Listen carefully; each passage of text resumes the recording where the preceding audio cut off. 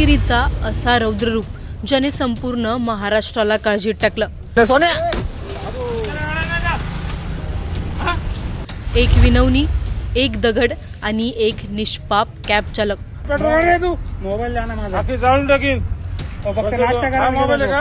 त्याची चूक फक्त एवढीच की तो कॅब पार्क करून नाश्त्याला गेला होता।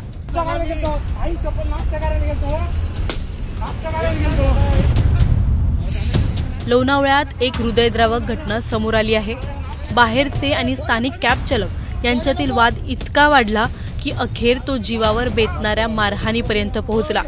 बाहेरून कामानिमित्त आलेल्या कॅब चालकांना केवळ धमकावलं नाही तर त्यांना बेदम मारहाण देखील करण्यात आली। त्याच्या कॅबची निर्दयीपणे तोडफोड करण्यात आली आहे आणि या सर्वाचा एक थरकाप उडवणारा व्हिडिओ सध्या सोशल मीडियावर वेगाने व्हायरल होत आहे।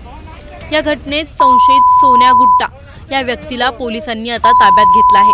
व्हिडिओमध्ये तो सरळ सरळ कॅब फोडताना, दगड मारताना आणि चालकाला धक्काबुक्की करत असताना दिसत आहे। कॅब चालक विनवणी करत म्हणतो, दादा मी नाश्ता करायला गेलो होतो, गाडी फोडू नका ना प्लीज। पण हे ऐकण्याच्या मनस्थितीत सोन्या नव्हताच। त्याने पुन्हा दगड उचलला, पुन्हा कॅब फोडली आणि त्या असहाय्य चालकावर मारहाण करीत राहिला। शनिवारी रात्री 7:15च्या सुमारास घडलेली ही घटना सोन्या गुड्डा याच्या मित्रानेच मोबाईलमध्ये चित्रित केली आहे आणि आज तोच व्हिडिओ संपूर्ण महाराष्ट्राला संतप्त करत आहे। सोन्या पोलिसांच्या ताब्यात असून पुढील कारवाई सुरू आहे।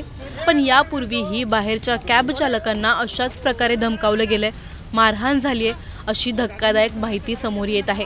स्थानिकांमध्ये मोठ्या प्रमाणावर चर्चा आहे की अशा व्यक्तींना काही नेते आणि आमदारांचा वरदहस्त मिळतोय का?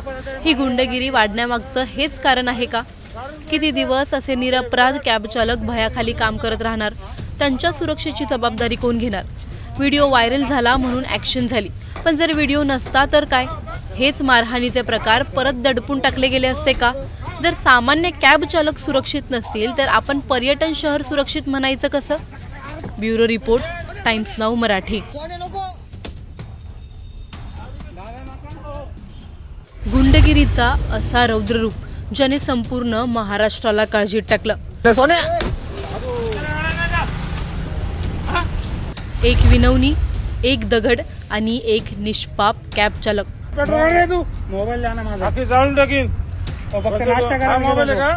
त्याची चूक फक्त एवढीच की तो कॅब पार्क करून नाश्त्याला गेला होता।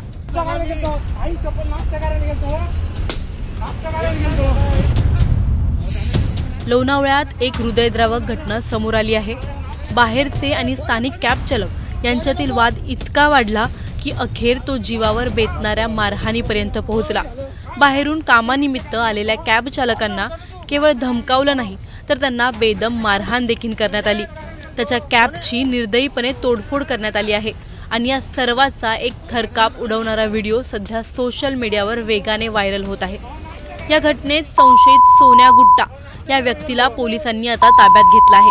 व्हिडिओमध्ये तो सरळ सरळ कॅब फोडताना, दगड मारताना आणि चालकाला धक्काबुक्की करत असताना दिसत आहे। कॅब चालक विनवणी करत म्हणतो, दादा मी नाश्ता करायला गेलो होतो, गाडी फोडू नका ना प्लीज।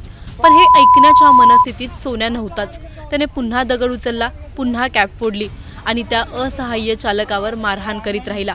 शनिवारी रात्री 7:15च्या सुमारास घडलेली ही घटना सोन्या गुड्डा याच्या मित्रानेच मोबाईलमध्ये चित्रित केली आहे आणि आज तोच व्हिडिओ संपूर्ण महाराष्ट्राला संतप्त करत आहे।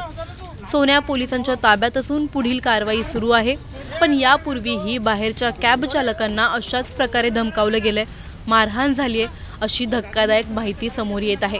स्थानिकांमध्ये मोठ्या प्रमाणावर चर्चा आहे की अशा व्यक्तींना काही नेते आणि आमदारांचा वरदहस्त मिळतोय का? ही गुंडगिरी वाढण्यामागचं हेच कारण आहे का? किती दिवस असे निरपराध कॅब चालक भयाखाली काम करत राहणार? त्यांच्या सुरक्षेची जबाबदारी कोण घेणार? व्हिडिओ व्हायरल झाला म्हणून ॲक्शन झाली, पण जर व्हिडिओ नसता तर काय? हेच मारहाणीचे प्रकार परत दडपून टाकले गेले असते का? जर सामान्य कॅब चालक सुरक्षित नसतील तर आपण पर्यटन शहर सुरक्षित म्हणायचं कसं? Bureau report, Times Now Marathi.